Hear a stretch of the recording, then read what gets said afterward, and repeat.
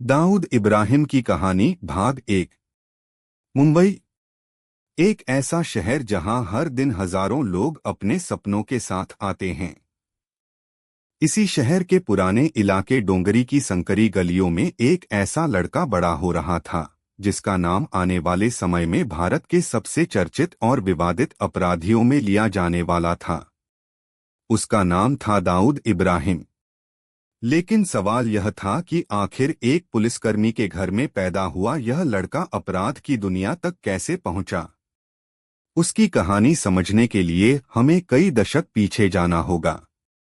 सार्वजनिक स्रोतों के अनुसार दाऊद इब्राहिम का जन्म 1955 में महाराष्ट्र में हुआ था और उसका परिवार बाद में मुंबई के डोंगरी इलाके में रहा। उसके पिता इब्राहिम कासकर मुंबई पुलिस में हेड कांस्टेबल थे। यह बात उसकी कहानी को और भी दिलचस्प बनाती है, क्योंकि जिस घर में कानून और पुलिस की अहमियत थी, उसी परिवार का एक बेटा आगे चलकर अपराध की दुनिया से जुड़ गया।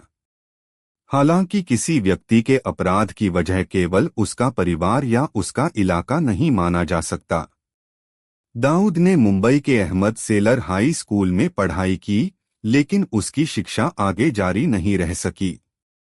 उसके बचपन और किशोरावस्था के बारे में अलग अलग स्रोतों में अलग अलग विवरण मिलते हैं। इतना जरूर सामने आता है कि वह जिस माहौल में बड़ा हुआ, वहां मुंबई का संगठित अपराध पहले से मौजूद था। उस समय शहर में तस्करी और अवैध कारोबार से जुड़े कई बड़े नाम चर्चा में रहते थे और डोंगरी जैसे इलाकों के युवाओं पर इस दुनिया का प्रभाव दिखाई देता था। किशोरावस्था के दौरान दाऊद धीरे धीरे ऐसे लोगों के संपर्क में आने लगा जो अपराध की दुनिया से जुड़े हुए थे। शुरुआत किसी बड़े साम्राज्य से नहीं हुई थी। छोटे मोटे अपराधों और स्थानीय स्तर की आपराधिक गतिविधियों से उसका नाम जुड़ने लगा। यही वह समय था जब उसने यह समझना शुरू किया कि मुंबई की गलियों में केवल मेहनत और पैसा ही ताकत नहीं देते, बल्कि लोगों का नेटवर्क और इलाके में प्रभाव भी बहुत मायने रखता है। उस दौर में मुंबई के अंडरवर्ल्ड में हाजी मस्तान, करीम लाला और कई दूसरे बड़े नामों की चर्चा थी। इन लोगों का प्रभाव अलग अलग इलाकों और कारोबारों में दिखाई देता था। युवा दाऊद ने इस दुनिया को करीब से देखा, लेकिन यह कहना सही नहीं होगा कि किसी एक व्यक्ति ने उसे अपराधी बना दिया। उसके जीवन में कई परिस्थितियां और उसके अपने फैसले धीरे धीरे जुड़ते गए और उसकी दिशा बदलती चली गई। दाऊद के बड़े भाई शब्बीर इब्राहिम कासकर की भी उसकी शुरुआती जिंदगी में महत्वपूर्ण भूमिका रही। दोनों भाइयों ने मिलकर अपनी पहचान बनाने की कोशिश की। धीरे धीरे उनके आसपास ऐसे लोगों का समूह बनने लगा जो उनके साथ काम करते थे। उस समय मुंबई के अलग अलग इलाकों में छोटे और बड़े गिरोह मौजूद थे और उनके बीच प्रभाव तथा नियंत्रण को लेकर तनाव रहता था। यही वातावरण आगे चलकर दाऊद की जिंदगी के सबसे महत्वपूर्ण अध्यायों में बदलने वाला था। शुरुआती दौर में दाऊद कोई बड़ा डॉन नहीं था। उसके पास न कोई अंतर्राष्ट्रीय नेटवर्क था और न ही वह नाम था जिसे बाद में दुनिया की सुरक्षा एजेंसियां जानने लगीं। वह मुंबई की गलियों में अपनी जगह बनाने की कोशिश कर रहा एक युवा था, लेकिन उसके अंदर तेजी से आगे बढ़ने की महत्वाकांक्षा दिखाई देने लगी थी। उसने समझ लिया था कि अगर उसे इस दुनिया में टिकना है तो उसे अपना मजबूत नेटवर्क बनाना होगा। धीरे धीरे उसके संपर्क बढ़ते गए और मुंबई के अपराध जगत में उसकी पहचान भी बनने लगी। उसके लिए सबसे बड़ा सवाल था कि वह किसी बड़े गैंग का हिस्सा बनकर रहे या अपना अलग रास्ता बनाए। आने वाले समय में उसने अपना रास्ता चुन लिया। यही फैसला आगे चलकर उसके जीवन की दिशा बदलने वाला था।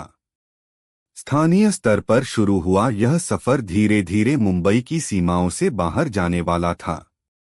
दाऊद की कहानी का अगला महत्वपूर्ण दौर उस समय शुरू हुआ जब मुंबई के अपराध जगत में पुराने गिरोहों और नए उभरते समूहों के बीच टकराव बढ़ने लगा।